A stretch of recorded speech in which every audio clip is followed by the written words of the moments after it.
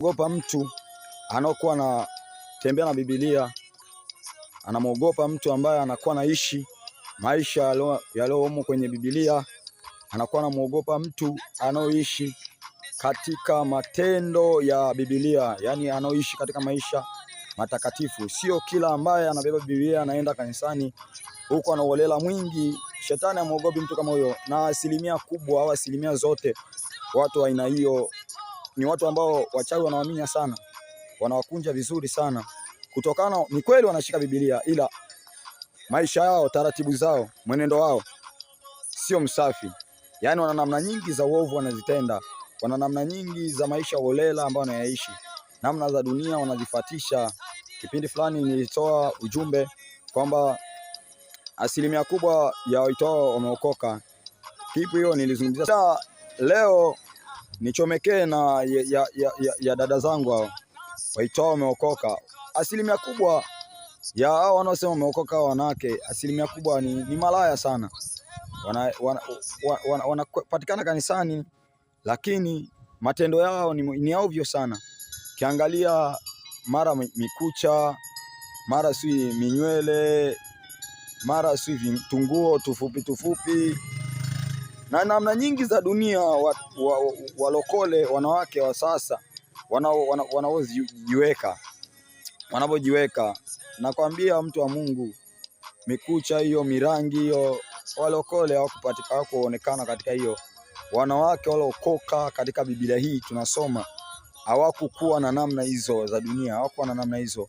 Eti tunasema si ukisasa. Hamna ukisasa, hakuna jambo jipya chini ya jua. Yote yanayoendelea sasa na yataendelea kutokea, yote yalishawahi kutokea. Kwa hiyo usiseme si ni kisasa, si kusuka, si aina fulani kama dunia inavyosuka, si kupaka rangi kucha, si kuvaa tungo tufupi, si ni kisasa, ni digitali. Hapana, hamna digitali, hakuna jipya chini ya jua hili. Kwa hiyo mwanamke ambaye umeokoka bado na namna hizo, wewe ni malaya sana. Malaya wengine haujaokoka, wewe haujaokoka.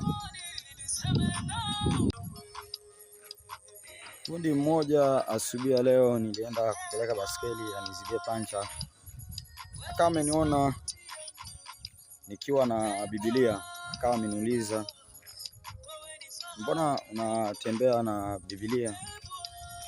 Naambia mimi Biblia huwa natembea nayo kutokana ni kitu ambacho nakipenda, yale maisha ya walioandikwa kwenye Biblia. Biblia imeandika maisha ya watumishi wake walioishi kwenye njia zake, walioishi kwenye mapenzi yake. Tamanio langu na mimi nije au natafuta nije kuwa na hizo namna, kuwa na hayo maisha walioandikwa humu katika Biblia, japo bado na hatua dhaifu sana, ila niko namuomba Mungu tu anisaidie, na bado nafanya kwa kadi Mungu anavyoniwezesha kwenye vile ambavyo vilikuwa sababu ya walioandikwa katika Biblia hii kuwa na uzito waliokuwa nao.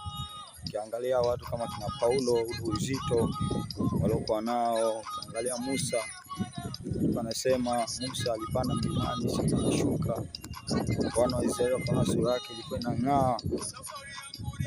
Na watu kaza kina Elia waliomba mvua isinyeshe, mvua ikunyesha kwa kipindi, kwa miaka kadhaa.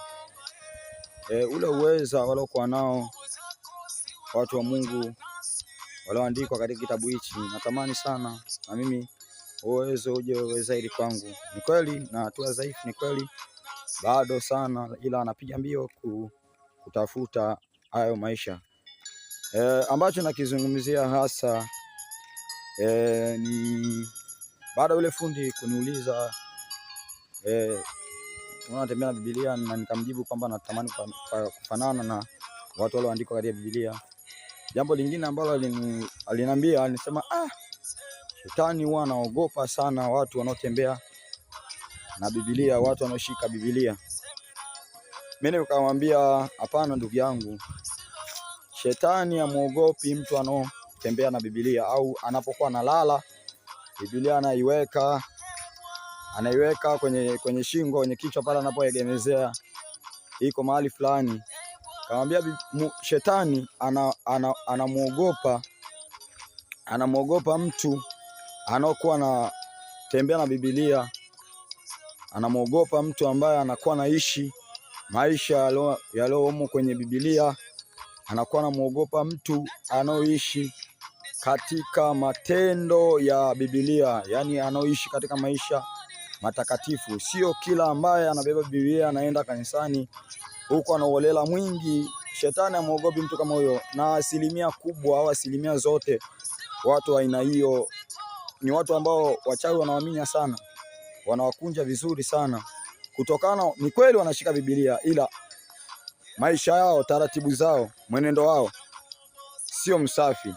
Yani wana namna nyingi za uovu wanazitenda, wana namna nyingi za maisha holela ambao wanayaishi, namna za dunia wanazifuatisha.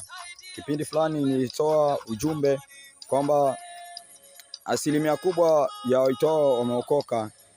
Kipu hiyo nilizungumzia sana wa kiume, kwamba asilimia kubwa ya wanaume wanafuatisha namna za dunia, si kunyoa kama dunia, wananyoa si denge, na wengine wamefika mbali wananyoa hadi hivyo vinaitwa si tuduku na tunguo tunatobana sana. Ila leo nichomekee na ya dada zangu hao waitao wameokoka. Asilimia kubwa ya hao wanaosema wameokoka wanawake, asilimia kubwa ni malaya sana. Wanapatikana kanisani, lakini matendo yao ni ovyo sana.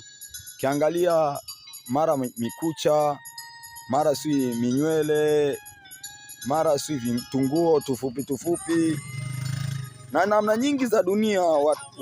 Walokole wanawake wa sasa wanapojiweka, nakwambia mtu wa Mungu, mikucha hiyo, mirangi hiyo, walokole hawakupatikana kuonekana katika hiyo. Wanawake waliokoka katika Biblia hii tunasoma hawakukuwa na namna hizo za dunia, hawakuwa na namna hizo.